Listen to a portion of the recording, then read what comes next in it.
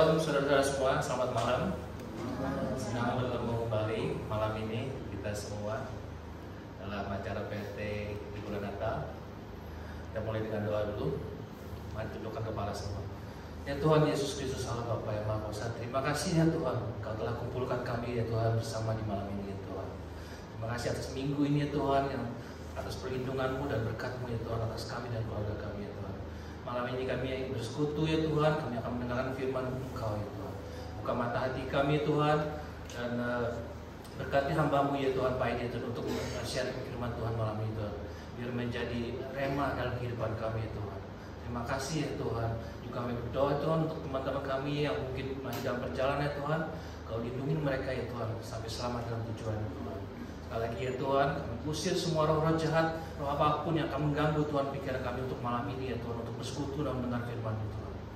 Di dalam nama-Mu Tuhan Yesus, kami yang percaya semua berkata, amin.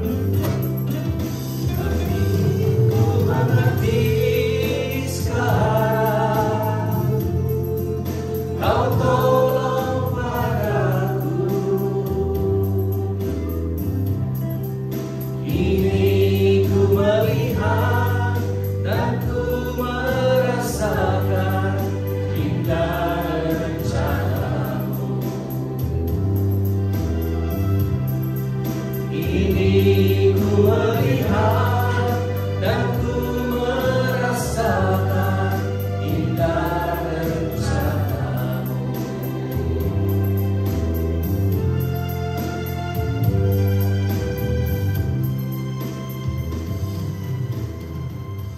Amin. Saudara percaya indah rencana Tuhan ya bagi kehidupan kita ya.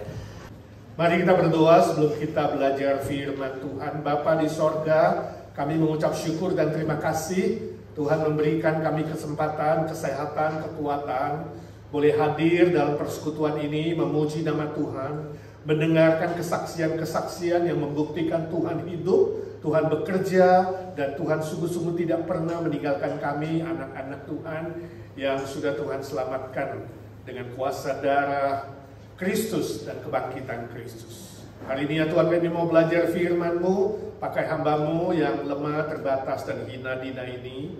Jadikan dia saluran berkat buat kami. Tuhan, siapkan hati kami seperti tanah yang subur, agar firman yang ditaburkan boleh hidup, boleh bertumbuh, dan berbuah. Kami boleh melaksanakan, mentaati firman Tuhan dengan baik dan efektif. Dalam nama Tuhan Yesus kami berdoa dan meminta berkat Tuhan. Amin. Ya, selamat malam saudara-saudaraku yang kekasih. Senang sekali, tidak terasa kita sudah memasuki bulan Desember ya, dan minggu depan ada KKR Natal ya, kebaktian kebangunan rohani, dan kita diberi kesempatan untuk mengajak jiwa-jiwa baru, orang-orang yang belum mengenal Kristus, boleh datang ke hadapan Tuhan dan mendengarkan Injil, ya, mendengarkan berita keselamatan itu. Saya sangat bersyukur bahwa minggu lalu anggota jemaat kita telah menuliskan nama-nama yang akan diajak lebih 60 orang, ya. Target kita kalau bisa ada 100 orang baru. Saya harap besok hari Minggu masih ada nama-nama yang masuk. Kita bisa doakan nama-nama itu. Nanti kita juga akan mengangkat nama-nama itu ke hadapan Tuhan. Mohon Tuhan siapkan. Sebab itu malam ini saya ingin mengajak kita belajar sebuah judul dalam perenungan firman Tuhan. Perintah untuk kabarkan Injil, ya. Perintah untuk kabarkan Injil. Mari kita diskusi dulu, ada 3 pertanyaan di sana. Yang pertama, salah satu perintah Tuhan Yesus yang disebut juga dengan amanat agung Kristus adalah mengabarkan Injil keselamatan. Jadi perintah Tuhan Yesus ada cukup banyak. Salah satunya adalah yang terpenting disebut yang amanat agung, sebab ini diberikan ketika Yesus mau naik ke sorga. Jadi mau berpisah dengan murid-murid, Yesus memberikan perintah ini, ya, supaya murid-murid Kristus, kita semua orang-orang Kristen, mengabarkan Injil. Tapi secara fakta, kenyataannya ternyata tidak banyak orang Kristen yang melakukan pekabaran Injil. Menurut statistik di Amerika, 95% orang Kristen di Amerika tidak pernah mengabarkan Injil kepada orang lain. Jadi tidak mentaati perintah ini. Saya tidak tahu kalau statistik itu dihitung di IGNC. Kalau kita tanya hari Minggu, siapa-siapa yang sudah pernah mengabarkan Injil, saya harap lebih dari 5% ya. Jangan statistik rata-rata. Saya percaya gereja kita mungkin lebih setengah kali ya pernah mengabarkan Injil. Coba nanti hari Minggu saya pengen tanya sebentar, suruh angkat tangan. Berapa sih orang yang pernah mengabarkan Injil minimal 1 kali, cerita tentang Kristus, cerita tentang Injil, yaitu keselamatan di dalam Yesus Kristus kepada orang lain, ya.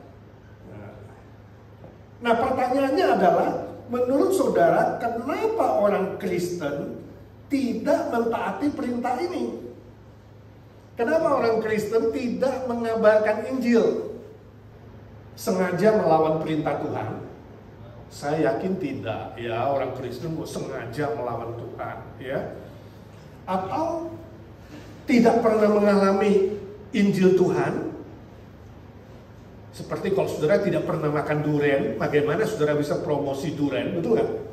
Saudara nggak pernah makan sate kambingnya Pak Indra, bagaimana saudara bisa bilang sate kambing Pak Indra enak? Atau ikan pindang, betul nggak? Itu ciri khasnya Pak Indra. Sayang dia nggak boleh balik lagi ke Muda, kalau bisa balik lagi mungkin dia buka restoran pindang kan. Jadi seseorang harus mengalami dulu, betul nggak? Harus mengalami Injil dulu, harus mengalami diselamatkan Tuhan, baru bisa cerita. Mungkin nggak yang nggak cerita itu tidak mengalami? Mungkin ada juga sebagian nggak sungguh-sungguh mengalami, jadi ke gereja hanya untuk iseng-iseng, makan-makan, ya, buang-buang waktu, ya, cari temen, cari jodoh, ya kan, makan enak gratis. Banyak motif orang ke gereja. Jadi jangan-jangan ada juga yang belum benar-benar mengalami. Atau ada faktor lain, kenapa gak mengabarkan Injil? Coba kita tes yang di ruangan ini berapa orang hari ini yang hadir ya? Hah? Coba angkat tangan yang pernah mengabarkan Injil minimal 1 kali. Minimal 1 kali pernah cerita tentang Yesus. Coba angkat tangan. Hampir semua ini. Yang belum pernah sama sekali, nggak ada, berarti 100% ya. Yang tadi nggak ngerti saya tanya, cuma gitu, nggak ngerti. Ya. Kenapa? Kalau saudara yang belum pernah, kenapa? Acu tak acu alias EGP, emangnya gue pikirin. Oh iya, nggak punya percaya diri, karena nggak tahu mau cerita apa. Berarti kalau nggak tahu cerita apa, mungkin dia belum pernah alami kan ceritanya keselamatan dia. Bagaimana dia diselamatkan Tuhan, paling tidak ya kan? Atau takut? Takut kalau ceritanya salah, takut kalau ditolak, atau ragu-ragu, was-was. Atau ada orang yang diancam sama temennya, ada gak temenmu yang ngomong begini, lu kalau jadi temen gue ya, jangan coba-coba cerita Yesus ya, gue gak suka itu. Ada gak punya temen kayak begitu, ngancem temennya. Jadi dia mau kalau temen, ya temen, tapi gak boleh cerita soal iman. Ya, ada temen terbatas namanya. Ada yang begitu. Nah, saudara harus cari cara bagaimana meyakinkan dia bahwa teman yang baik itu bisa berbagi hal yang baik dan hal yang kurang baik. Nggak perlu kesusahan. Hal yang menyenangkan dan tidak menyenangkan. Sebenarnya Injil itu menyenangkan, betul nggak? Cuma dianggap provokatif kali sama dia. Mungkin ya. Jadi banyak alasan. Nah, nomor 1 ini berguna bagi kita untuk menemukan sebenarnya diri sendiri. Waktu saudara tidak berani cerita atau tidak menceritakan tentang Yesus, kenapa? Kalau saudara tahu alasannya, maka saudara bisa mengatasinya. Paling tidak cari tahu bagaimana mengatasinya. Ya, saya begini nih, saya nggak tahu nih mau cerita apa, Injil itu apa ya? Nah, saudara belajar. Saya takut nih kalau diceritain, nanti kalau gue ditolak gimana ya? Nah, kita kasih tahu bahwa mengabarkan Injil itu gak harus orangnya menerima. Tugas saudara hanya apa? Bercerita. Soal dia terima gak terima bukan urusan saudara, itu urusan Tuhan, itu urusan Roh Kudus. Jadi perspektif kita, pengertian kita, pandangan kita mulai bisa diluruskan sehingga kita akhirnya nanti berani untuk bercerita. Nah, itu tujuan dari diskusi pertama. Yang kedua, ironisnya saudara, penganut agama-agama lain yang keselamatannya belum pasti, ya kan, rata-rata agama lain kan keselamatannya belum pasti. Kalau tanya, you yakin gak masuk surga? Mudah-mudahan, ya, insya Allah, semoga nanti kalau aku ditimbang, perbuatan baikku, pahalaku lebih banyak dari dosa-dosaku, jadi bisa diterima. Gitu. Rata-rata mereka belum yakin. Mudah-mudahan atau semoga saja. Tapi mereka itu cukup giat dan semangat mengabarkan kepercayaan yang mereka punya. Nah, pertanyaannya kenapa? Kita yang sudah yakin 100%, gak confident, gak mau cerita, sedangkan nggak yakin 100%, begitu semangat. Bahkan ada yang berani mati ya, untuk mengabarkan kepercayaannya, betul nggak? Luar biasa. Nah, kira-kira kenapa itu? Saudara bisa cari tahu nggak penyebabnya? Sehingga kita bisa belajar sesuatu yang positif dari mereka. Ya, karena kita pada dasarnya adalah seorang Kristen, itu seorang yang rendah hati, yang siap belajar dari siapa saja kalau ada hal-hal yang lebih baik. Kita open, ya. Kenapa kamu begitu semangat?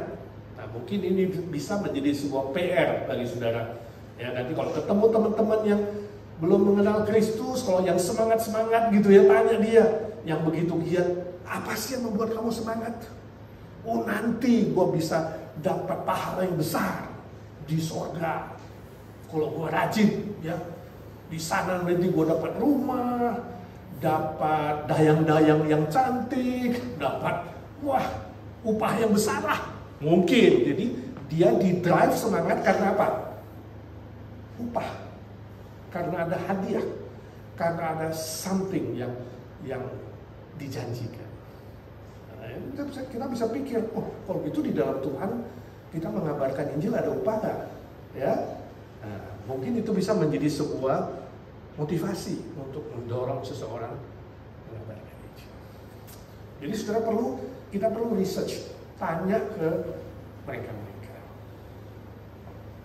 Mungkin yang merasa hutang, aduh gue berhutang nih, kalau gue gak cerita ya, dulu gue pernah janji nih sama dewa saya pernah sakit, waktu sakit itu ya saya berjanji kalau saya sembuh, saya pasti cerita. Ternyata orang Kristen ada yang begitu juga kan, suka nasar kan. Tapi gak mau mentaati nasarnya. Kalau udah sembuh lupa, ya kan?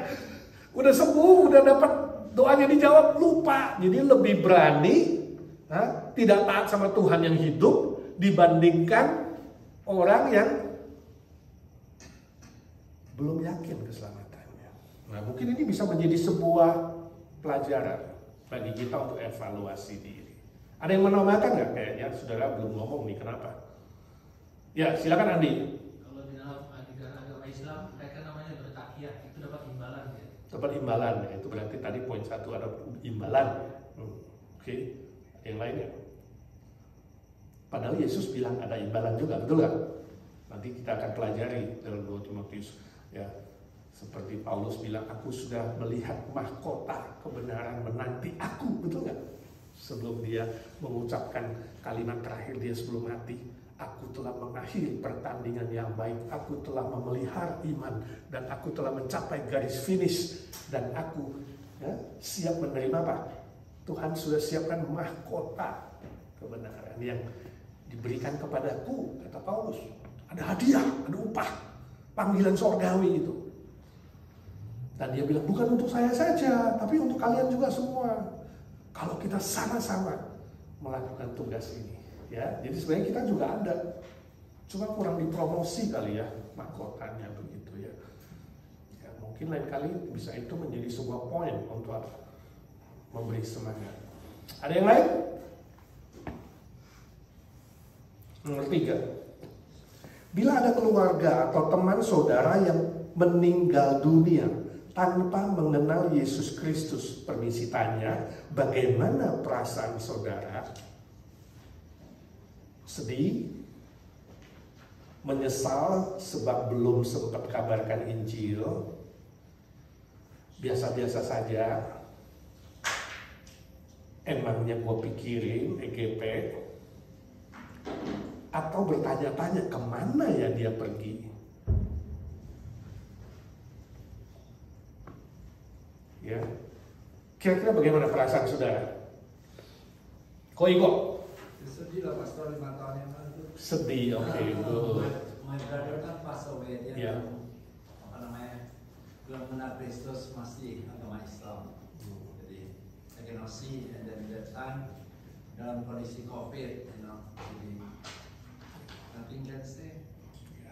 Sebuah Saya minta waktu itu perasaan sedih normal ya. Ya, kita merasa kehilangan kesempatan untuk cerita. Ada yang lain?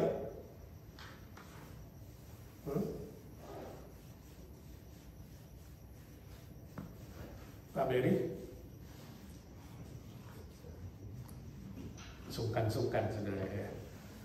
Tapi saya yakin semua itu mungkin ada yang sedih, ada yang menyesal, ada yang mungkin biasa-biasa saja juga ada kan. Ada yang tanya-tanya, dia selamat gak ya? Tapi alangkah baiknya kalau perasaan ini kita punya sebelum dia meninggal, betul nggak? Alangkah baiknya kalau pertanyaan ini menjadi pertanyaan kita sebelum orang itu meninggal, jadi kita mulai mencari kesempatan atau menciptakan kesempatan bercerita tentang Injil Kristus. Yaitu sebuah kesadaran. Saya kira ini juga menjadi sebuah motivasi yang mendorong kita kenapa harus semangat mengabarkan Injil rajin. Sebab kita tidak tahu, ya kan, nyawa hidup orang tersebut berapa lama lagi. Kita nggak tahu, itu harus menjadi pertanyaan di dalam pikiran kita. Kapan lagi ya kalau aku nggak ceritai, ini dia bisa pergi loh. Ini bisa ditutup loh kesempatannya. Kalau kita berpikir seperti itu, bukan saja dia yang ditutup, kita juga bisa ditutup kan. Kamu juga bisa pergi dulu, bukan dia aja bisa pergi. Ya, kita mau cerita ini juga bisa pergi. Kalau kita nggak cerita-cerita, tahu-tahu game over. Kayak orang main game udah selesai, keluar dari game, no more, right? Dipanggil begitu aja. Nah, itu bisa menjadi sebuah poin untuk kita lebih semangat. Coba usulkan beberapa ide konkret lainnya untuk bangkitkan semangat dan kerinduan orang Kristen untuk mengabarkan Injil. Selain tadi, ingat kesempatan bisa ditutup. Bukan saja orang yang perlu diceritain, juga kita yang bercerita, kesempatan kita bisa ditutup. Nah, itu bisa membuat kita lebih semangat. Dulu di Jakarta saya ada seorang anak muda. Suatu itu saya pembina komisi pemuda. Dia salah satu pengurus, dia bilang sama saya, Pak Edi, saya terakhir ini kok rasanya jenuh, bosen, nggak punya semangat hidup, melayani juga saya lesu. Bagaimana ya supaya saya bisa semangat? Wah, waktu itu ditanya, saya nggak bisa langsung jawab tuh. Saya bilang, waduh, saya juga nggak mengerti persoalanmu, ya. Tapi tiap orang beda-beda. Minimal saya doain kamu.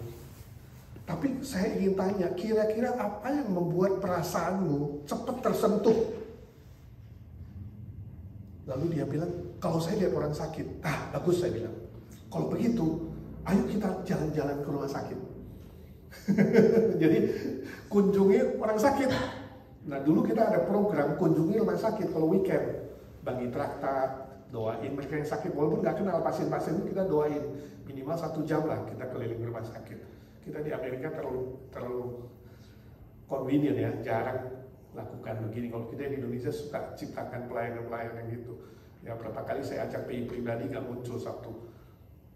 Kalau di Indonesia kita tiap weekend usahakan bisa pakai 1 jam, 2 jam bagi traktat, kunjungi orang sakit, walaupun nggak kenal, gitu ya. Itu bisa menghibur, menguatkan. Nah, puji Tuhan, akhirnya pemuda itu semangat lagi. Karena waktu dia lihat orang sakit, dia bisa membayangkan kira-kira dia kapan pergi, kira-kira orang itu kapan pergi gitu.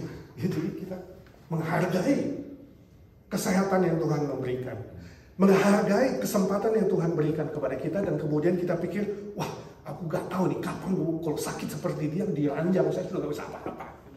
Jadi mungkin salah satu ide konkret nih, ya mungkin sebagian saudara ada yang kurang semangat, saudara harus temukan sendiri. Bagaimana membuat saudara bisa semangat, giat lagi melayani Tuhan dan mengabarkan Injil? Mungkin ada sebagian orang harus ke kuburan. Ya kan? Ngunjungi kuburan, lihat orang mati. Saudara kalau kuburan, saudara lihat apa? Saya kalau ke kuburan, saya suka bacain batu nisan orang. Saya lihat umurnya. Mulai, wah yang ini 90, ini 80, wah ini 30, gawat nih. Oh ini 65, kalau saya 63 kurang 2. Kita mulai hitung, kalau saya seperti dia tinggal berapa gitu. Itu juga bisa membantu kita kemudian memikirkan, suatu hari kita akan masuk ke liang lahat itu. Ya, ini dua ide yang kepikir saya, mengunjungi rumah sakit, mengunjungi kuburan. Apalagi kira-kira saudara, ide-ide konkret yang bisa membuat orang lebih semangat gitu mengabarkan Injil. Ke penjara, Pak Antri bagus juga ini ya. Ke penjara, ya kan? Karena bapaknya masih ditawan ya Pak Indra. Belum pulang. Waktu penjara lihat apa Pak? Narapidana kita mikirin apa? Saya bebas, dia masuk penjara. Ya. Dia di penjara aja rajin kebaktian, karena hari-hari tiap minggu ada yang seminggu 3 kali kebaktian loh kalau kita main di penjara. Kita yang bebas, kebaktian aja malas-males. Kita yang di penjara, kebaktian tuh rajin. Kalau bebas kenapa? Bersyukur. Tapi apa yang bisa membuat rajin mengabarkan Injil? Apa bisa mendorong Bapak? Oke deh, karena gue udah lihat penjara, gue mau lebih rajin ini nginjili. Apa yang bisa membuat kita terangsang untuk, wah gue harus cerita Kristus nih. Ya supaya dia juga bisa berubah. Yang di penjara? Iya. Oh, nginjili yang di penjara. Ya. Tapi apa yang membuat Bapak bisa lebih rajin? Setelah lihat dia jadi rajin. Itu mungkin perlu pikirin ya. Jadi kita bawa teman-teman, ayo kita ke penjara ya, setelah lihat narapidana ini, apakah kita balik ke kehidupan biasa bebas bisa lebih rajin? Oke deh, karena kita masih bebas bisa kemana-mana, mending kita cepet-cepet sekarang mengabarkan Injil. Sebab suatu hari kita masuk penjara, nggak bisa kemana-mana. Tapi temannya bilang, emangnya lu berencana mau masuk penjara? Tapi kalau mati kan bakal mati Pak. Sakit lebih ada kemungkinan daripada masuk penjara, betul gak? Tapi unik, bisa berpikir penjara. Sebab seluruh dunia, baik itu negara komunis, non-komunis, negara baik, negara jahat, negara percaya, tidak percaya, ateis, selalu ada 3 hal. Selalu, yaitu apa? Rumah sakit, kuburan, dan penjara. Sebab apa? Seluruh dunia telah berdosa. Jadi kalau kita ingat, seluruh dunia telah berdosa, dan orang-orang berdosa dibelenggu 2 kali. Dibelenggu, orang-orang berdosa yang di penjara ya, dibelenggu 2 kali, dibelenggu secara fisik dan dibelenggu secara spiritual. Jadi dengan melihat penjara mungkin kita berpikir, wow, secara spiritual saya sudah bebas ya, dan sekarang secara fisikal saya bebas. Walaupun saya di mall lihat orang banyak bebas, sebenarnya pertanyaannya apakah spiritually mereka bebas? Nah itu mungkin bisa menjadi pertanyaan. Jadi kalau saudara ke mall yang saudara lihat orang-orang, apa yang saudara pikirin? Wah ini ada sale ini, rebutan ini, ya. Oh ini ke mall ini, berarti saya bisa jualan es cendol laku nih kalau ramai begini. Itu otaknya bisnis terus. Yang satu shopping, ya kan? Tapi kalau kita lihat mall banyak begini, wah ini kalau nyopet nggak ketahuan nih, itu otaknya maling. Sekarang makin banyak maling sudah katanya ya di California khusus. Kalau saudara lihat di mall orang banyak saudara berpikir ini mereka secara spiritual bebas gak? Walaupun jalan bebas, makan bebas, ya keliling-keliling bebas, kemungkinan jiwanya belum bebas. Nah itu bisa membuat saudara apa?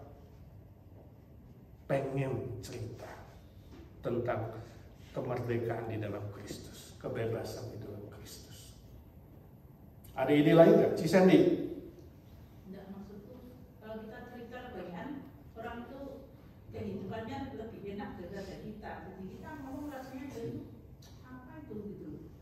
Pernah ada di mana ketemu di apa? Di mall itu. Kita ngajak anak ke mana ke park. Nah ketemu orang sama Chinese-nya kita cerita itu rasanya kita ya kok nggak ada teman nanti ngomong kita nggak malu kesel. Oh ya itu berarti perlu belajar pengetahuan bagaimana memasukkan Injil kepada setiap orang walaupun ya kaya raya, hidupnya lebih enak, rumah lebih besar, makan lebih banyak, lebih mahal, pakaiannya lebih mewah, tapi belum tentu dia selamat kan? Nah, itu kan belum tentu dia punya, belum tentu dia mati itu yakin dia pasti masuk surga kan? Maksudnya at least saudara harus cari cara untuk memikirkan dan berkomunikasi. Sebenarnya kita punya satu problem, semua manusia di bumi ini, kita harus menghadapi kematian. Suka gak suka, harus menghadapinya. Apakah you punya sebuah keyakinan? Apakah kamu rindu setelah kamu meninggalkan dunia ini, dosamu diampuni dan kamu pasti masuk surga? See? Good news. Dia akan bilang, Pak itu saya ngomong soal itu. Itu pastor. Iya, mungkin dia tolak, dia nggak suka, pasti dong. Ya, tapi kita kan nggak putus asa. Yang penting sudah cerita belum, itu aja. Tugas kita adalah cerita. Soal dia mau menerima nggak mau menerima, nah kita tetap cerita. Right? Jadi kalau tidak ada respons apa berarti dia terima? belum Mendengarkan. belum ada respon kan besok jalan pagi lagi. Ini teman jalan pagi kan bisa. Oh iya ada family juga. Nggak apa-apa. Kalau kan cerita, dia udah kasih cerita, kan kita tanya dong, kamu mengerti gak? Mengerti yang mana? Loh, Sudah jangan ngomong itu. hah? Dia akan bilang sudah jangan ngomong itu. Iya, tapi kan ya. Ya, nanti cari cara Pak. Ya berarti hubungan Bapak dengan dia kalau family dan keluarga, ya kan? Berarti itu hubungannya belum baik, sehingga dia bisa bicara begitu kasar. Mungkin, ya kan? Nah berarti Bapak harus melakukan trik lain, mungkin ajak makan, ya lakukan yang baik. Dia perlu nggak ada supir antarin dia. Lakukan sesuatu sebab Alkitab mengatakan kita harus berbuat baik kepada semua orang, ya kan? Apalagi ini saudara sendiri yang belum percaya, kita harus super baik kepada dia, lebih dari orang percaya, betul nggak? Sampai dia bisa heran-heran ini. Kenapa ya lu baik sama saya, kok udah omel-omelin, bentak-bentak lu, kenapa lu masih baik sama saya sih? Dia manusia gak sih? Manusia kan? Dia punya hati gak? Punya. Bisa lumer gak? Bisa. Itu sebenarnya semua student yang saya injili, murid-murid saya bilang, yang perlu kamu lakukan kalau orang tuamu percaya, kamu harus jadi anak yang paling hormat orang tua. Paling sayang orang tua. Tidak boleh peras orang tua, gak boleh minta duit melulu. Orang tua capek kerja, kamu yang harus ambilkan dia sandal pulang kerja, pijit-pijitin dia, ambil dia minum, ya, berbuatnya baik, ngomongnya ramah, gak boleh bentak-bentak orang tua, gak boleh ngelawan, sampai orang tua bingung. Ini anak 5 kok yang satu ini aneh ya. Itu namanya non-verbal gospel. Injil yang belum berbicara, tidak dengan kata-kata. Injil yang tidak berkata-kata, tapi berbuat. Kalau ada teman atau saudara bicaranya kasar dan tidak mau kontak, bentak-bentak, berarti hubungan Bapak dengan dia belum baik. Itu yang perlu diperbaiki. Menurut saya, kan banyak trik lain selain kita doakan supaya hatinya lembut. Kita harus membuat orang itu mengerti bahwa apa? Bahwa kita punya cinta kasih Tuhan yang melebihi cinta kasih lain. That's make a difference. Itu namanya MAD, M-A-D, make a difference. Setiap orang Kristen harus jadi mad Kristen. Bukan mad marah, tapi make a difference. Berbuat sesuatu yang berbeda. I think that one of the cara selain berdoa untuk dia. Ya, nanti kita bicara soal cara. Tapi poin saya di sini nomor 3 adalah apa yang bisa membuat kita semangat untuk bercerita, itu loh poinnya. Dari pihak kita, bukan pihak dia dulu. Pihak kita dulu. Apa yang bisa membuat kamu gak mau cerita? Gara-gara dia tolak lalu kamu diam? Berarti dia mempengaruhi Bapak, bukan Bapak pengaruhi dia. Kalau saya kasihan sama dia, umurnya 80-an, orangnya baik. Dia bilang, kamu sudah. Iya, rasa kasihan boleh. Nah, rasa kasihan lihat dia kasihan. Yang naik surga cuma 2 jalan, aku sudah. Ya, jadi kalau rasa kasihan dia itu selamat atau tidak bisa membuat kamu pengen cerita lagi, diomelin cerita lagi, cara lain ya kan, kasih buku, ajak KJNC, beliin kue tar, ajak makan bakso, ajak makan sate kambing. Oke ya, good. Tapi poin saya adalah nomor 3, kita sendiri harus menemukan cara yang konkret, yang nyata, membuat kita sendiri bisa semangat. Tiap orang beda, tiap orang beda. Jadi kita harus temukan diri sendiri. Seperti saya bilang, anak muda itu dia ke rumah sakit bersemangat. Ada yang ke kuburan jadi semangat. Ada yang ke penjara jadi semangat. Jadi ke penjara lah, ya. Ada yang harus kesandung baru semangat. Ada yang teman keselak duri semangat dia. Setelah keselak duri, ikan gak mati, dia jadi semangat. Kenapa? Dia bilang, wih gila kalau aku pikir kalau gue mati gimana ya. Jadi dia semangat. Tiap kali males, lemas dia ingat, waduh gimana ya gue kalau Tuhan izinkan gue keselak duri ikan aja. Jadi kadang-kadang melalui penderitaan dan kesusahan, Tuhan bisa menegur kita jadi rajin loh. Jadi saudara jangan marah, jangan sedih kalau ada kesusahan, ya kan? Bisa semangat lagi. Jadi Kalau setiap kali melayani ada aja, berarti you belum lulus tuh. Iblis masih pakai cara itu terus tuh, attack kamu. Jadi kamu harus ulang-ulang sampai dia sampai kapok, dia yang pergi. Wah, nanti gak bisa dicobain dah. Tiap kali gue kasih dia batuk, sakit, lari ngitis, dia tetap aja ke PRP, ya kan? Puji Tuhan. Oke, kita baca Alkitab sekarang. Nomor 4. Selesai diskusi, kita baca Alkitab. Matius 28 ayat 18 sampai 20 ini adalah amanat agung Yesus Kristus. Mari kita membaca bersama-sama. 1, 2, 3. Yesus mendekati mereka dan berkata, "Kepadaku telah diberikan segala kuasa di sorga dan di bumi." 19. Karena itu, pergilah, jadikanlah semua bangsa muridku dan baptislah mereka dalam nama Bapa dan Anak dan Roh Kudus. 20. Dan ajarlah mereka melakukan segala sesuatu yang telah kuperintahkan kepadamu. Dan ketahuilah, aku menyertai kamu senantiasa sampai kepada akhir zaman. Nah, ini semua kalau saudara ketemu lah, itu adalah perintah. Firman Tuhan di atas ditulis dalam bentuk perintah. Ya. Pergilah, jadikanlah, baptislah, ajarlah. Ini perintah untuk semua orang Kristen, bukan hanya para rasul, bukan hanya para penginjil, pendeta, aktivis, majelis. No. Ini untuk semua orang Kristen perintah ini berlaku. Agar kita mengabarkan Injil Kristus ke seluruh dunia. Bukan hanya di rumah sendiri, bukan hanya di gereja lokal sendiri, bukan hanya di lingkungan sendiri. Jadi sebenarnya waktu kita mau menceritakan Injil, lalu kita bikin flyer. Biasanya kalau Indonesia itu suka bikin flyer, di bawahnya ditulis apa? Untuk kalangan sendiri. Nah, itu kurang cocok. Ya kan? Sebenarnya kita mengenal untuk siapa? Seluruh dunia, bukan untuk kalangan sendiri. Ya, kita di Amerika kalau buat flyer nggak ada ditulis untuk kalangan sendiri. Ya, nggak ada kalangan sendiri. Untuk semua kalangan. Ke seluruh dunia, kepada segala suku bangsa. Nah, hari ini ada beberapa pelajaran penting yang bisa kita pelajari dari perintah agung ini. Perintah Tuhan Yesus yang sangat agung, sangat mulia, sangat-sangat berharga ini sebelum dia naik ke surga. Ya, ada 3 pelajaran penting. Fondasi dan jaminan keberhasilan dalam mengabarkan Injil adalah kuasa Kristus yang sudah menang atas maut, dosa, dan iblis. Ayat 18. Yesus mengatakan, semua kuasa sudah diberikan padaku di sorga dan di bumi, sebab dia sudah mengalahkan iblis, sudah mengalahkan dosa, sudah mengalahkan semua godaan, semua tantangan, kematian, maut pun dikalahkan sama dia waktu dia bangkit kembali. Ya, jadi itu menjadi sebuah fondasi. Jadi kalau saudara mengatakan, aduh kayaknya gak ada kekuatan di dalam mengabarkan ini, gak ada fondasi seperti gedung yang goyang. Oh no, ada. Yaitu apa?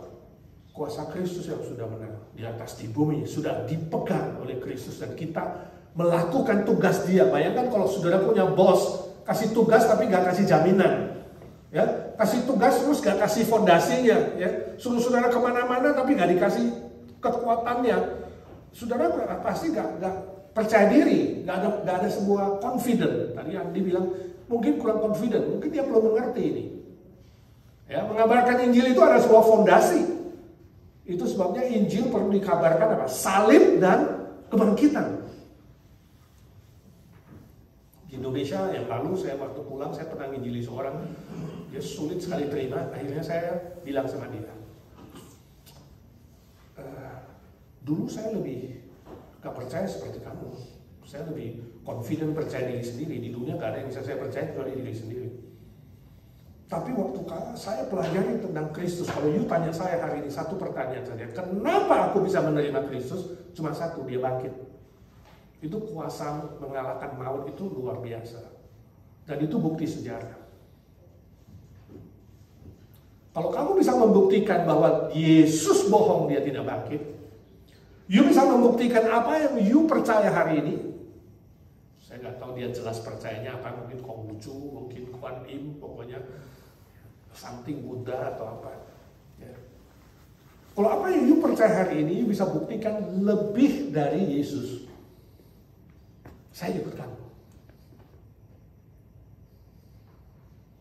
Tapi kalau kamu nggak bisa mencari satu orang yang lebih dari Yesus yang pernah bangkit dari kematian yang kuasanya begitu hebat, karena kita sama-sama akan mengalami maut, dan ini orang mengalahkan maut. Berarti kan dia lebih hebat dari kita, dari kamu, dari saya.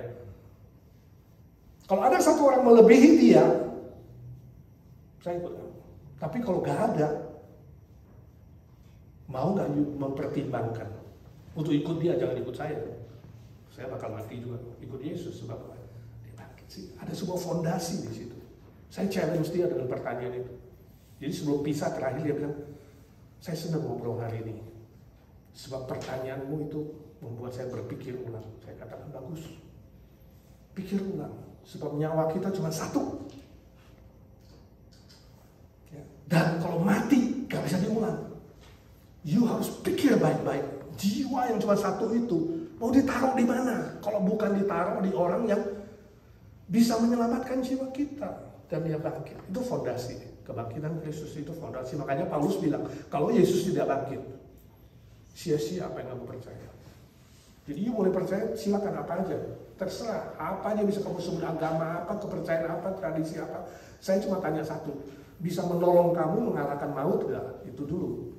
You sekaya apa, sehebat apa. Kalau gak bisa menolong kamu mengalahkan maut, berarti diragukan. Nah, saya percaya Kristus, saya tunduk akhirnya. Kesombongan saya dihancurkan, saya tunduk kepada Kristus. Karena dia bangkit. Itu aja sih. Ada sebuah fondasi kekuatan besar, sehingga iman kita tidak goyah. Gitu ya. Ya. Jadi aplikasinya apa? Kita gak perlu takut atau khawatir. Atau merasa gak percaya diri menghadapi tantangan, menghadapi kesulitan, ya, menghadapi apapun dalam mengerjakan tugas penting ini. Kita gak perlu takut. Kisah Rasul 1:8 mengatakan ada kuasa Roh Kudus yang menyertai kamu. Dia seperti sebuah dinamit yang hebat, bisa memimpin kamu mulai dari Yerusalem, Samaria, Yudea sampai ke ujung bumi. Ya. 1 Korintus 15:57 Kristus mengatakan bahwa dia pun yang sudah menang akan memberi kita jaminan kemenangan. Jadi bukan hanya Yesus yang menang, kita diberi garansi jaminan kemenangan itu. Jadi harusnya confident, ya kan? Satu kali nggak tembus, dua kali nggak bisa, tiga kali kita coba terus. Sampai kapan? Sampai sebelum nafas dia putus atau nafas kita putus, ya kan? Itu terakhirnya. Ya, itu penting sekali, fondasi dan jaminan. Pelajaran kedua, sifat atau karakter dari perintah Tuhan Yesus ini adalah aktif dan dinamis. Ayat 19a, pergilah, aktif. Jadi bukan tunggulah, bukan. Atau pasiflah, bukan. Dinamis, bergerak, pergilah. Ya, jadi bersyukur. Kalau jemaat itu pergi, kalau jemaat nggak pergi, diam-diam tok, waduh pusing kita, ya kan? Kan harus pergi. Jadi harusnya setiap kebaktian selesai kan kita bilang pergilah, pulanglah, lakukan firman Tuhan, ya kan? Jadi pergi untuk apa? Kabarkan Injil. Kumpul untuk apa? Kayak kita malam ini, kumpul untuk berdoa. Itu moto orang Korea Selatan, untuk kami kunjungi di Korea Selatan, moto mereka adalah berkumpul untuk berdoa, berpisah untuk nginjilin. Ini penting sekali. Ya. Ya, jadi saudara, kita jangan balik berkumpul untuk makan-makan, berpisah untuk gosip-gosip. Nah itu repot. Jadi hari ini orang Kristen harus yang benar. Berkumpul untuk berdoa, berpisah pergi untuk kabarkan Injil. Maka gereja akan maju dan bertumbuh. Aktif dan dinamis. Lalu apa? B, universal dan global. Semua bangsa, tadi saya sudah mengatakan semua suku bangsa. Tanpa diskriminasi. Nggak boleh pilih-pilih. Wah ini nggak boleh, ini datang itu. Oh, semua orang. Gereja terbuka untuk semua orang, Injil terbuka untuk semua orang, tanpa kecuali. Kita nggak boleh pilih-pilih bulu, ya. Nggak boleh pilih-pilih warna kulit. C, bernilai kekal. Nah ini tadi ada nilai yang kekal, nih upah ini. Sebab kita lakukan dalam nama Bapa, Anak, dan Roh Kudus. Ini nama Tritunggal ini bersifat kekal. Jadi pekabaran Injil ini punya nilai abadi. Kalau dapat lotre itu sementara, dapat hadiah sementara. Tapi kalau dapat upah di sorga, dapat kekekalan, ya itu abadi. Lalu D, ayat 20a, Perhatikan, ajarlah mereka melakukan segala sesuatu yang telah kuperintahkan kepadamu. Ini artinya apa? Terus menerus. Jadi nggak berhenti, ya udah KKR lewat, sudah selesai. No, itu sebabnya saya senang Andi sebagai ketua panitia, dia bilang, oke, sekali ini kita kalau udah ada jiwa-jiwa baru, kita nggak boleh lepas gitu aja. Kita perlu continue nih ya, kenalan, lalu kita follow up. Itu sebabnya selalu saya bilang sama teman-teman di Indonesia setelah mission trip, ingat ya, saya ini pelayanan kayak hit and run, datang 2 hari, 3 hari setelah KKR, altar call, banyak yang kemudian terima Tuhan bekerja, setelah itu pergi saya. Nah ini tugas kalian yang tinggal nih, ya kan, harus didoakan, dikumpulin, ya. Sebenarnya menurut teori, kurang dari 48 jam orang-orang bertekad itu harus dikumpulin lagi untuk dikasih follow up, diyakinkan keselamatannya, lalu dibimbing, ada yang perlu belajar katekisasi, ada yang perlu diarahkan, macam-macam.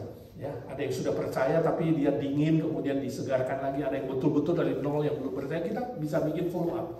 Jadi KKR tanpa follow up sebenarnya tanda kutip sia-sia.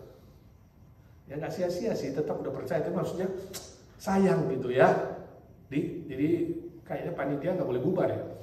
Apa mau jadi panitia KKR dilanjutkan dengan panitia follow up, ya itu perlu dipikirkan. Ya, sebab sifatnya terus menerus, continuity, ada sebuah kesinambungan. Ya, jadi kita perlu lebih semangat, aplikasinya lebih aktif, lebih kreatif, dan setia dalam mengabarkan Injil tanpa diskriminasi. Sebab ada upah di sorga yang kekal mulia dan banyak jiwa-jiwa yang tersesat perlu diinjili. Ya. Yesus bilang harga satu nyawa lebih berharga bernilai dari seluruh dunia. Matius 16:26. Jadi kita harus ingat itu. Itu juga bisa membuat kita semangat. Waduh, satu nyawa kalau hilang itu ya seluruh dunia hilang. Saudara kalau hilang uang $1.000 aja udah sakit hati, betul nggak? Mikirin terus nggak kalau hilang duit 1.000. Ini hilang satu nyawa ya. Jadi saya harap itu mengganggu saudara. Dalam tanda kutip mengganggu yang positif. Roma 12 ayat 11, berkobar-kobarlah melayani Tuhan. Jangan kendor.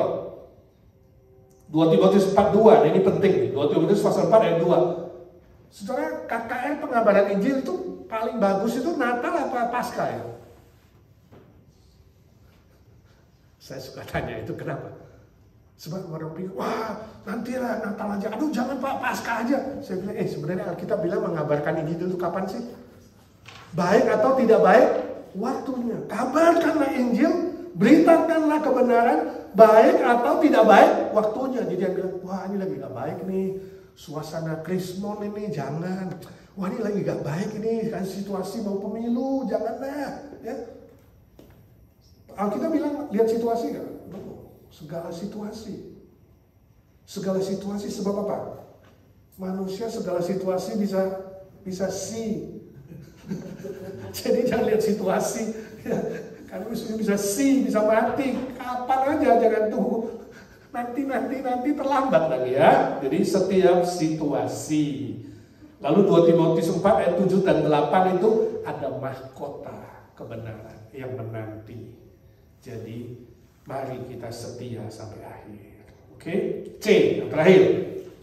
Ya, pelajaran penting yang terakhir. Kekuatan terbesar dalam mengabarkan Injil adalah penyertaan pribadi Kristus. Aku menyertai kamu sampai kesudahan zaman, ya. Dan juga karya Kristus yang menyertai, bukan hanya pribadinya yang menyertai, kuasanya menyertai, karyanya menyertai, itu pasti berhasil. Ayat 20b. Jadi jangan takut dulu, susah lah, dia orangnya memang begini, nanti pasti gak bisa. Kita jangan pesimis dulu, tapi optimis. Kenapa? Sebab kekuatan terbesar adalah penyertaan Tuhan. Ya, bayangkan ketika Paulus di penjara saja, Filipi 4 ayat 13 dikatakan apa? Segala perkara dapat kutanggung di dalam dia. Dia masih mengabarkan Injil di penjara, badannya di penjara, pikirannya nggak di penjara, hatinya nggak di penjara, misinya nggak di penjara. Bayangkan di dalam penjara tetap mengabarkan Injil, itu begitu semangat, dimampukan. Yosua 1 ayat 8 dan 9, jangan takut, lakukan firman Tuhan, taati. Ya, kemanapun kau pergi aku menyertaimu dan kamu pasti beruntung dan berhasil. Ada dua, udah berhasil, sukses dan untung lagi. untung bisa macam-macam, ya, bisa hidup lebih makmur, segala kebutuhan dicukupkan, bahkan ditambahkan, ya, bahkan diberkati secara berlimpah. Ya, Galatia 6:10 mengatakan apa? Berbuat baik kepada semua orang tanpa diskriminasi. Jadi tadi saya katakan verbal gospel itu kata-kata tentang Yesus dan kebangkitannya, salibnya, tapi ada non verbal, berbuat baik. Ya, jadi kita perlu dua-duanya. Makanya kita ke Tijuana nanti kita juga bawa pastel, ya, kita bawa kado, kita berbaikan dengan mereka, berkenalan, tapi kita juga cerita tentang Yesus. Dua-dua harus. Kalau hanya berbuat baik itu belum Injil, setengah Injil. Kalau hanya cerita belum Injil, setengah Injil. Sebab apa? Juga berbuat baik. Makanya Yesus mengabarkan Injil di mana-mana selalu ada apa? Mujizat, kesembuhan, kasih makan 5 roti 2 ikan, kekenyangkan orang, ya kan? Dia datang selalu membawa berkat. Jadi kita harus punya konsep begitu. Kita hadir, kita membawa berkat jasmani, kita membawa berkat rohani, dua-duanya. Ya. Non verbal dan verbal. Itu penting. Wahyu 2:10, jangan takut penderitaan karena firman Tuhan. Setialah sampai mati, maka kamu akan menerima mahkota kehidupan. Ya. Penutup, ciptakanlah kesempatan. Jadi bukan hanya pakailah kesempatan, kita harus ciptakanlah kesempatan. Kalau ciptakanlah berarti apa? Mikir. Ini orang susah dibawa aja cerita. Ini orang susah mau diceritain, tapi dia tiap hari aku ketemu. Ya kalau aku gak cerita, aku rasa berhutang, gak enak. Bagaimana ya? Mikir, ciptakan, ajak dia ketemu. Ya. Saya senang dengan salah satu dosen saya yang dulu ngajarin PI pribadi, nginjili pribadi. Dia suatu hari masuk kelas, dia bilang gini, kemarin itu saya pergi beli kecap, dia bilang. Ya. Lalu orang ramai, saya tungguin, saya cuma lihat-lihat, sampai orangnya bingung. Orang duluan, dia baris duluan, tapi dia kasih orang dulu sampai selesai. Dia baru ngobrol dengan si tukang jualannya, ya kan? Dia tanya, dia sengaja tanya ini, tanya itu banyak, sampai kenalan. Padahal tujuannya cuma beli kecap. Supaya apa? Supaya ada waktu cerita Tuhan Yesus. Jadi pintar dia menciptakan itu. Ya. Besoknya dia datang lagi, ya kan? Karena udah mulai tertarik. Dia tanya sekarang soal Ajinomoto, nanti soal bumbu, soal apa. Dengan tujuan apa? Cerita, dari cerita-cerita itu dia cerita Tuhan Yesus. Jadi teman baik. Jadi saudara harus ciptakan, create something. Ya, temukan hobinya. Hobinya apa? Wah, suka makan bakmi. Aja dia makan bakmi, ya kan? Oh, dia suka main golf sama dia. Oh, dia suka main pingpong, aja dia main pingpong di agensi, ya kan? Kita ciptakan sesuatu supaya ada kontak. Ciptakan sesuatu supaya ada relasi. Ciptakan sesuatu supaya ada kesempatan cerita. Jangan buru-buru, ya. Nah, lalu misalnya juga apa? Berbagi cerita, berbagi buku, berbagi CD, berbagi macam-macam. Sharing itu penting. Ya, cerita pengalaman saudara. Kalau saudara pernah ngalami cerita, KKR ajak dia tanggal 16, ya, bawa 16-17 kita Natalan aja. Ya. Sebab kita semua berhutang Injil kepada semua orang yang kita ketemu. Jadi saya rindu ini juga membuat saudara terangsang. Setiap ketemu orang kamu tanya, Tuhan, hutangku sama dia udah kubayar belum ya? Hutang Injil, minimal kamu harus cerita 1 kali. Kalau nggak cerita, kamu masih berhutang. Jangan meninggal sebelum bayar hutang. Nah ini kalau kita menjadi moto kita bagus sekali ya. Jangan berhutang Injil sebelum meninggal. Minta sama Tuhan, Tuhan jangan cabut nyawaku dulu Tuhan. Hutangku masih banyak, belum bayar. Ya, ada cerita untuk si A, si B, teman, keluarga, family, pegawai, bos. Orang yang Tuhan izinkan kita ketemu, berarti kita hutang. Ya, saya harap saudara malam ini ya diberi perasaan berhutang. Seperti Paulus mengatakan, aku berhutang kepada orang Yahudi, aku berhutang kepada orang Yunani, aku berhutang kepada orang yang terpelajar, yang sekolah dan yang tidak sekolah. Segala jenis manusia yang Tuhan izinkan aku ketemu, aku berhutang. Hutang Injil, itu yang harus kubayar sebelum kembali ke rumah Allah. Amin. Amin. Yang lemes berarti kamu bayar utang. Amin. Puji Tuhan. Mari kita berdoa. Bapa di sorga, kami mengucap syukur dan terima kasih. Tuhan Yesus, kami bersyukur Engkau lebih dulu mengasihi kami, mati bagi kami, bangkit bagi kami. Salib-Mu mengampuni dosa kami. Kebangkitan-Mu, kuasa-Mu menjamin kami hidup kekal. Biarlah dua pengalaman ini, dua pelajaran ini kami ingat baik-baik. Salib dan kebangkitan adalah Injil Kristus, kabar baik yang Tuhan perintahkan kepada setiap kami untuk diceritakan kepada orang lain. Tuhan beri kami iman, Tuhan beri kami kreativitas, Tuhan beri kami hati yang rindu untuk bercerita. Kalau Tuhan memberi kami lidah dan mulut yang bisa berbicara, Tuhan tolong kami tidak diam. Tidak diam walaupun anugerah Tuhan datang diam-diam, tapi kuasa Roh Kudus akan membuat kami tidak bisa diam, tidak tinggal diam, tidak sengaja diam. Kami rindu lebih aktif, lebih semangat, lebih tekun untuk bercerita tentang Tuhan. Berkati setiap kami Tuhan, bukan hanya menjadi pendengar firman, kami menjadi pelaku firman Tuhan. Kami bersyukur Tuhan bahwa nanti tanggal 16 dan 17 kami boleh adakan KKR Natal. Kami boleh ada kesempatan mengabarkan Injil. Kami akan doakan acara ini secara khusus. Tuhan berkati semua panitia dalam persiapan, semua yang melayani pelayan-pelayan Tuhan dalam persiapan. Tuhan berikan kesehatan. Kami minta dalam nama Tuhan Yesus, Tuhan lindungi dari mara bahaya, lindungi dari sakit penyakit dalam nama Tuhan Yesus. Sembuhkan beberapa panitia yang kurang sehat.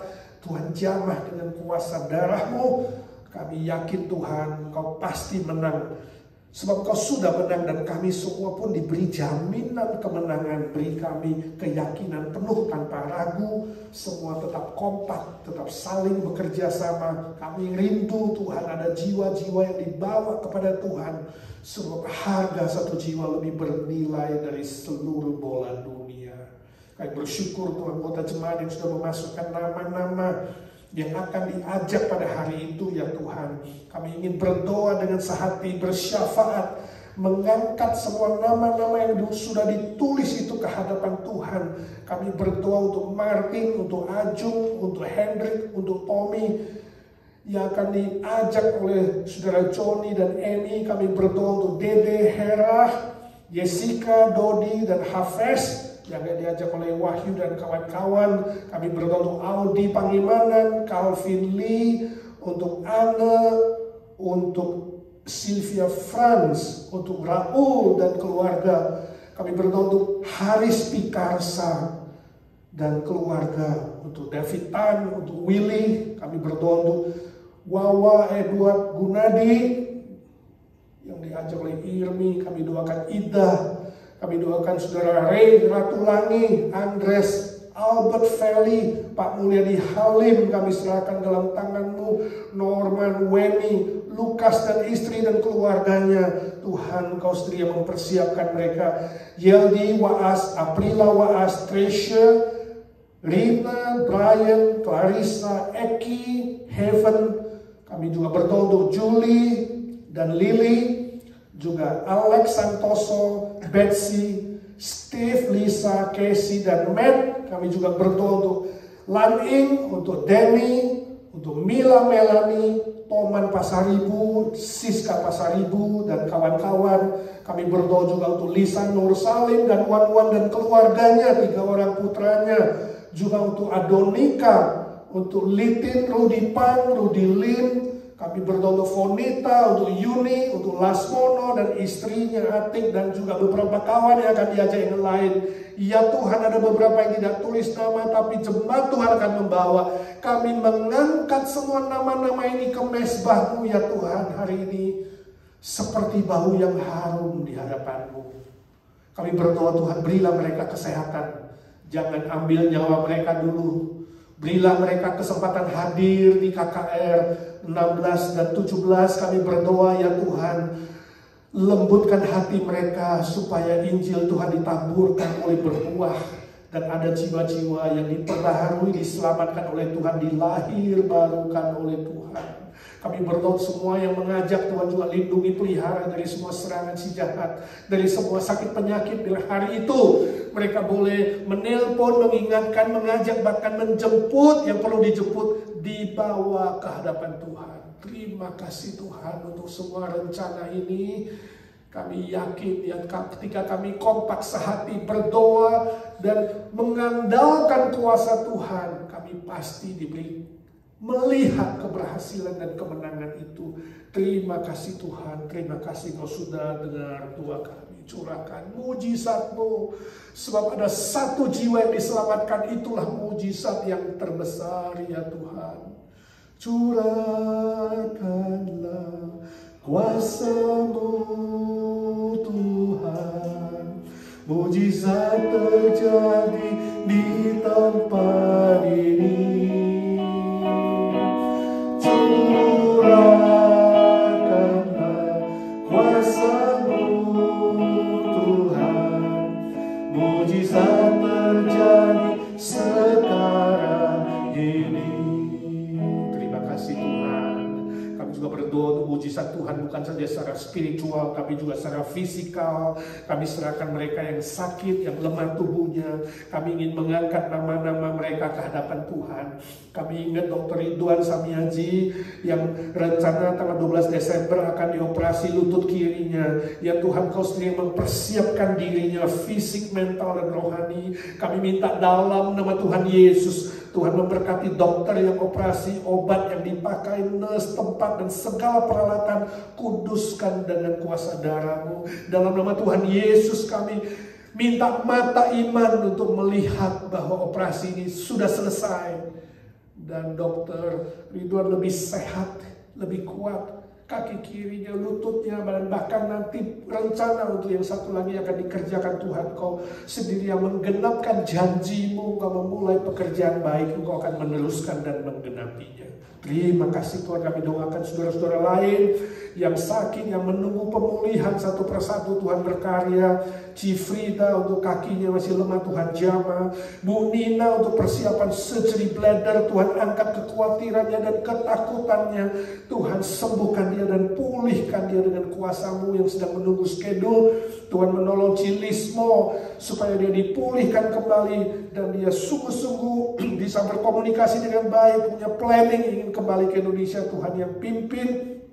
Kami berdoa untuk Budi Sayugyo untuk proses kemoterapi 1 kali lagi Desember. Tuhan jamah dia, Tuhan sembuhkan dia. Willy Ajis dalam pemulihan stroke, Arthur Pala remaja kami ya Tuhan, curahkan mujizat-Mu, pulihkan dia secara sempurna ya Tuhan. Durina Porung untuk pemulihan kesehatan pasca operasi, Tuhan sendiri yang menjamah dia, juga terapi-terapi yang dilakukan. Tuhan berkati obat yang dipakai dan Tuhan sembuhkan dia secara sempurna untuk lebih mengasihi Tuhan. Mamanya Hegel juga masih dalam pemulihan. Tuhan kami angkat ke hadapan-Mu. Walter suaminya Eti, Tuhan kasihani mata kanannya, pulihkan dengan kuasa-Mu Tuhan. Charlie adik kami Tuhan, sembuhkan dengan kuasa-Mu Tuhan. Pakai dia walaupun dia lahirnya kurang sempurna, Tuhan bisa pakai untuk kemuliaan-Mu.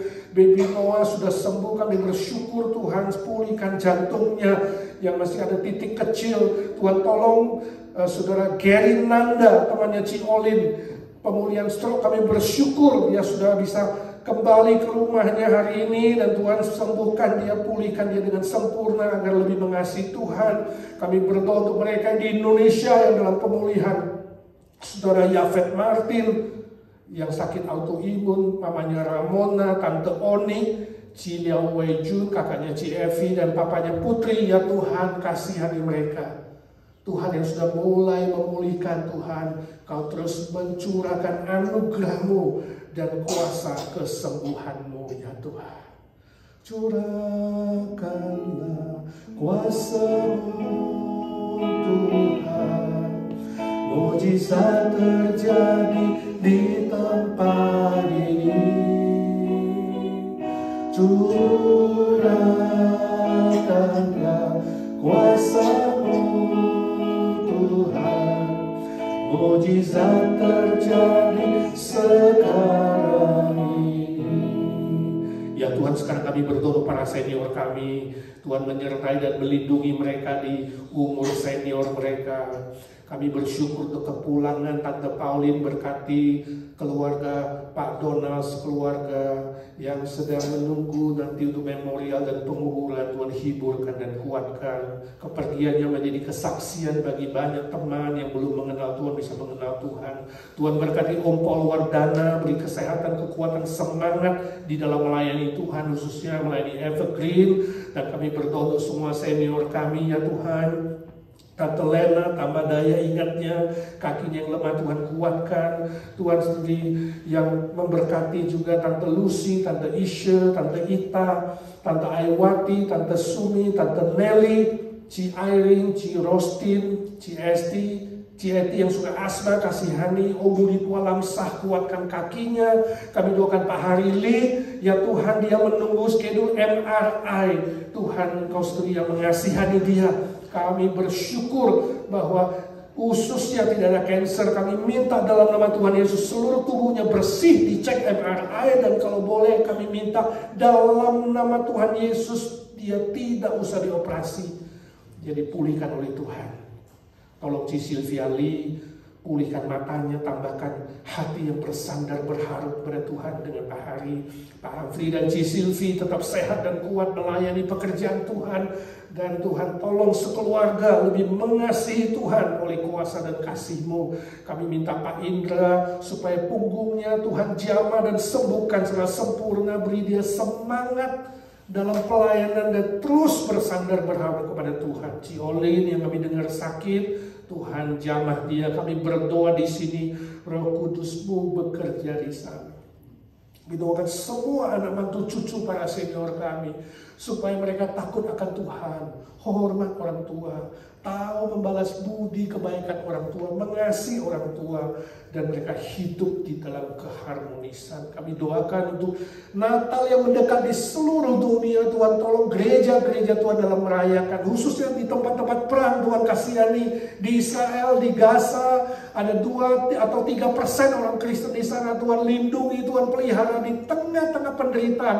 Mereka tetap ingat amanat agung Kristus. Kami doakan lembaga-lembaga yang melayani Tuhan di tengah-tengah penderitaan, para korban perang yang dibantu. Bukan saja secara materi, mental, fisikal, tapi juga secara rohani. Mereka boleh mendengarkan Injil dan diselamatkan Tuhan. Juga di Ukraina, di teman-teman yang masih berperang, mereka hidup dalam susah menderita. Tuhan kasihanilah mereka satu demi satu.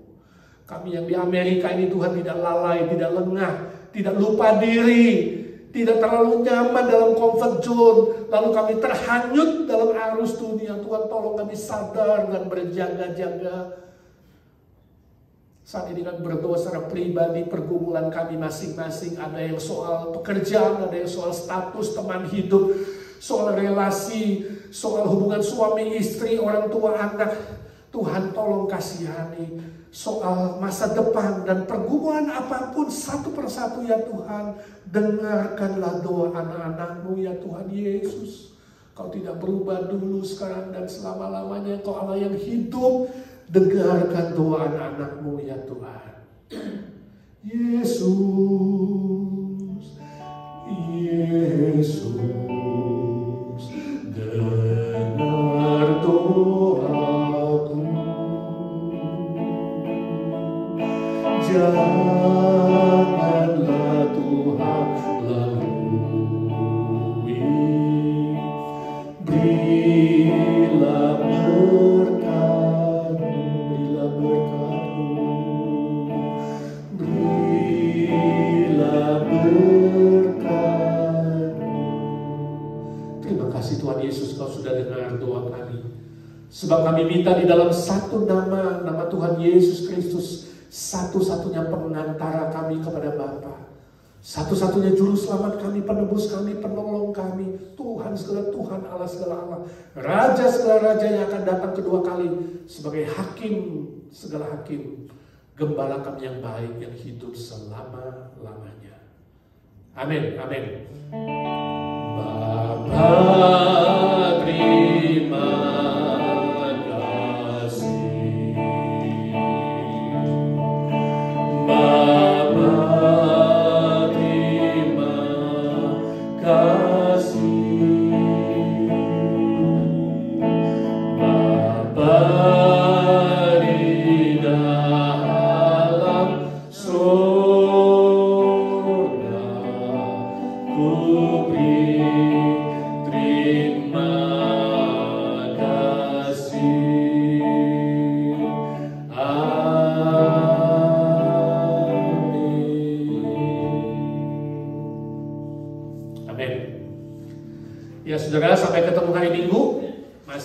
ibadah 2 kali, jam 11 dan jam 6. Silakan saudara datang, dan ingat doakan teman-teman baru untuk KKR tanggal 16 dan 17. Jumat depan PRT ditiadakan 1 kali. Kita akan fokus dalam gladi resik dan juga tetap berdoa di rumah masing-masing dan di persekutuan masing-masing. Tuhan memberkati.